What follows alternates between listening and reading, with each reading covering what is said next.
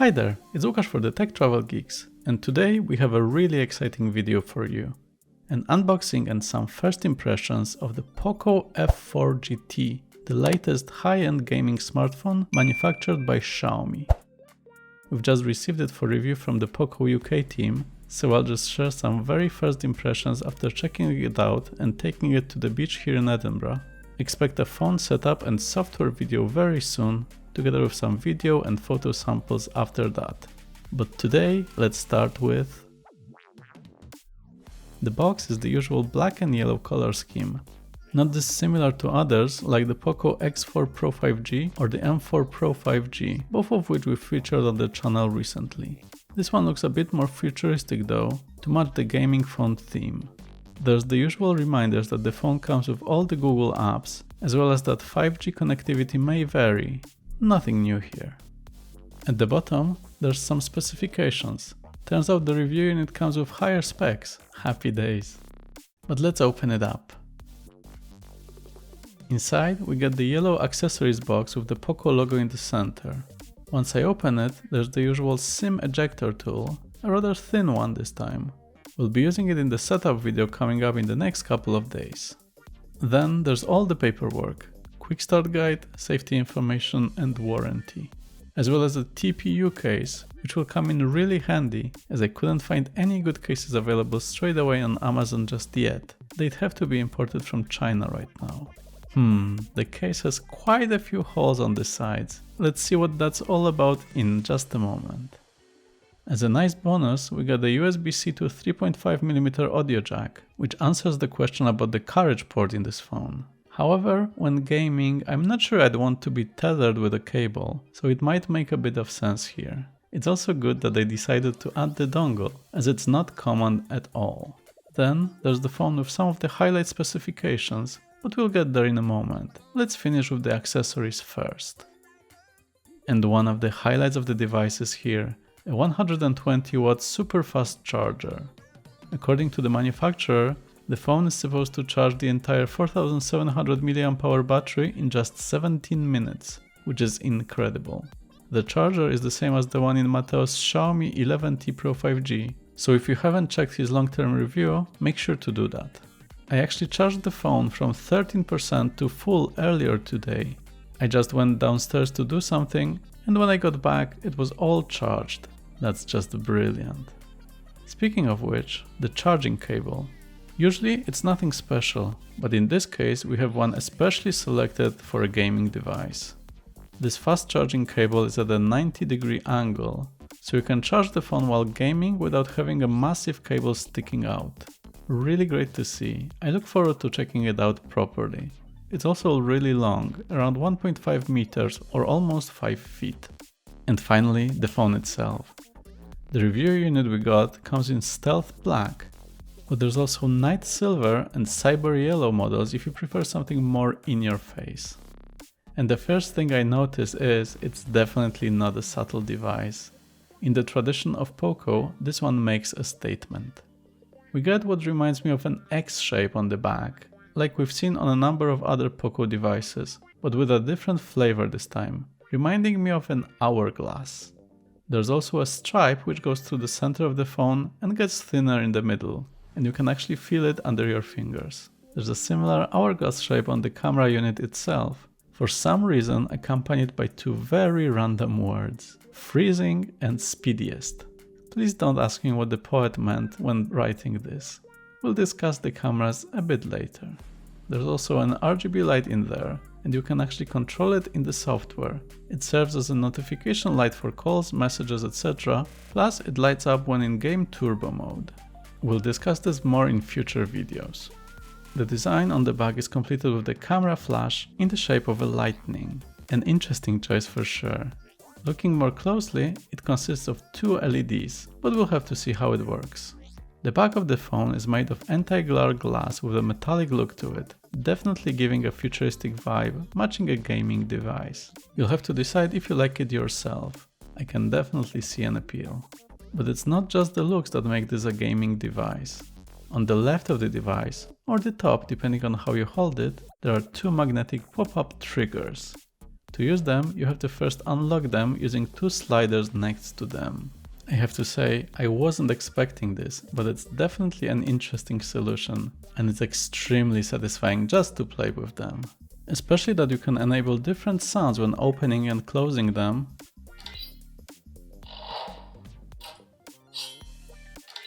and even add a visual effect to your screen. From the practical point of view, the protection helps with accidental presses, as the buttons are very flat when hidden. Great job. It's not their first mechanical part though. Remember the pop-up selfie camera on the POCO F2 Pro? The way the buttons work is that you have to assign them to a different function in the software, and you have to do the same for different games. We'll talk about this more in the upcoming phone setup video, and the gaming video coming up as well, so make sure to check them out. Overall, the buttons feel good and are a fantastic feature if you're a gamer, but can't be bothered to carry a game controller with you everywhere. Great stuff. Let's continue to look around the device, and before we move on, there's also a power button in the middle here. More importantly, it comes with the side-mounted fingerprint scanner. If you've seen any of my other videos, you know that it's my favorite way of unlocking the phone, so I'm super happy that they kept it in this device as well. On the other side, we have the SIM tray, which supports dual SIM cards, but unfortunately no microSD cards this time. A volume rocker, again with a slight X shape. Fantastic job on consistency of the design, POCO team. And there's a microphone here as well, quite an unexpected spot to be honest. At the bottom we have another microphone, the USB-C for charging and data transfer, as well as a double bottom-facing speaker. The phone actually has what they call symmetrical quad speakers. They come with Dolby Atmos certification and should sound great. We'll have to test them out properly. The top has the other double speaker, yet another microphone and an IR blaster, Matteo's favorite feature when visiting hotels. If you've been counting with us, you'll notice as many as 3 microphones, which is more than usual. My guess is that one on the side is supposed to be opposite the gaming buttons, which are a bit clicky, to make sure that the phone doesn't catch all the button presses, as it can be quite a bit distracting to others. Let's talk about the screen though, and it's one of the highlights of this device for sure. It's a lovely, flat 6.67-inch screen, which should be fantastic for both gaming and consuming content. It's an AMOLED one, which means better contrast, deeper blacks and more saturated colors, and in this case over 1 billion of them apparently. Everything should be battery smooth thanks to the 120Hz refresh rate, which can be set to a static one or in auto mode, paired with, according to the manufacturer, up to 480Hz touch sampling rate, which would mean that the screen will be able to detect touch of up to 480 times per second, which is quite amazing.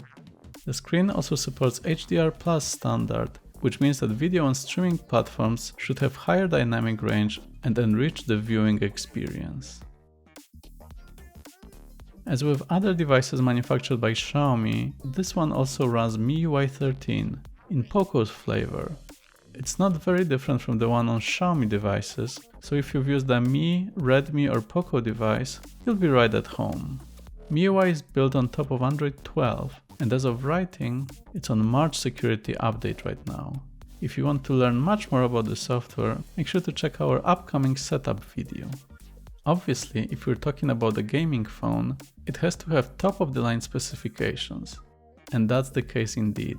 The POCO F4 GT is powered by the latest 4nm Qualcomm Snapdragon 8 Gen 1 chipset, which will handle anything you might want to throw at it. What's more, the phone uses Xiaomi's latest cooling technologies, which will help the phone run faster and for longer. To add to that, it has the fastest memory and storage components, 128 or 256 GB of UFS 3.1 storage and 8 or 12 GB of DDR5 memory. It's not surprising that it comes with an installation file for Genshin Impact, one of the most demanding games out there right now. I had a quick go at it right now and it worked smoothly on high details. I'll play some more later to share my thoughts, and we'll make sure to configure the trigger buttons as well to see how they work. Make sure to leave us a comment below to let us know which games you'd like us to try out.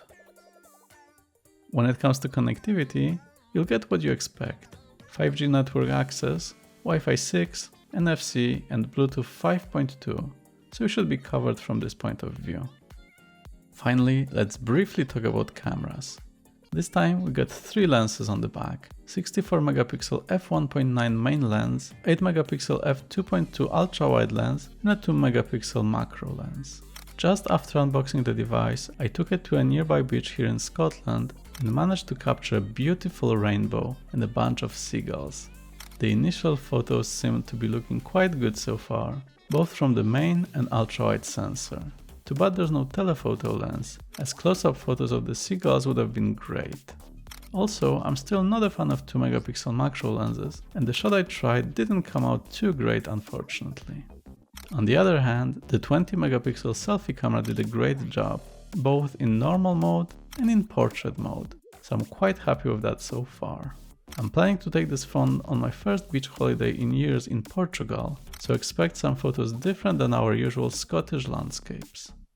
For video recording, there's 4K 60 frames per second recording on the main lens and Full HD on both the ultrawide and selfie cameras.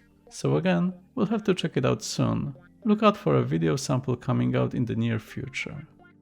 There's also slow motion modes. Just check those seagulls catching some food from other beachgoers. The shot was recorded in Full HD in 120 frames per second and slowed down to 20%, which is this video's 24 frames per second. One downside is that image stabilization only works in Full HD and isn't available in any 4K modes. The default stabilization seems alright in 4K, but we'll have to check it out later.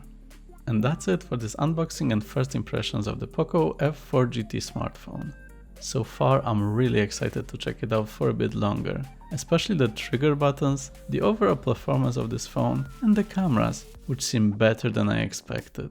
We'll continue with more videos about it soon, and also maybe compare it with the POCO F3 from last year. So if you want to check those out, make sure to subscribe to the Tech Travel Geeks to not miss them.